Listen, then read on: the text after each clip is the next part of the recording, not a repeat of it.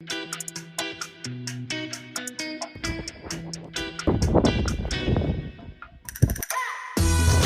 this truck behind me is Dan Fresh's spec Brentel trophy truck, and he actually has a little knob that he can adjust the shock on the fly.